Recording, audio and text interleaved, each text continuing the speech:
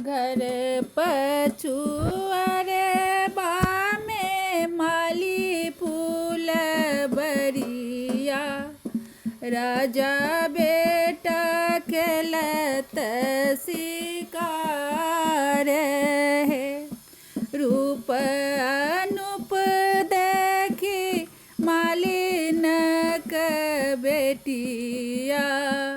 राजा बेटा गेलहिया हारी है।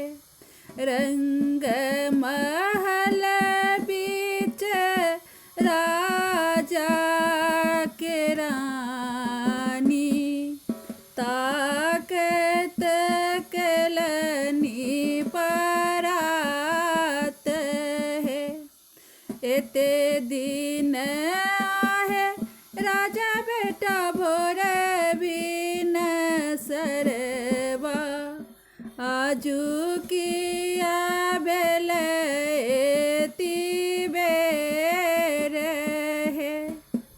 तोहरो से सुंदर रानी मालिन क बेटिया।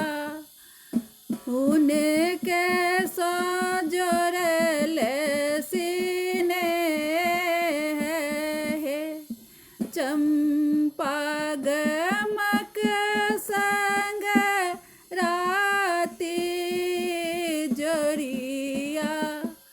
बगिया में भेल आधी राती है। आब तू मालिन बेटी बैस तू पलंग चरी। कोना कोना जोड़ल सिनेह है।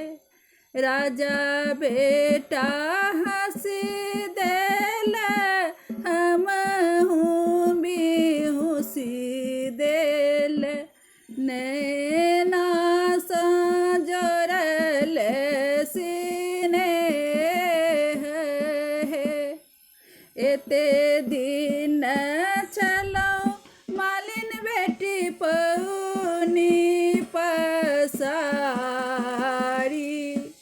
आजू बेलौं सौतीन हमारे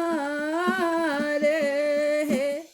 जुगे जुगे जीवतु दुल्हा दुलरुआ।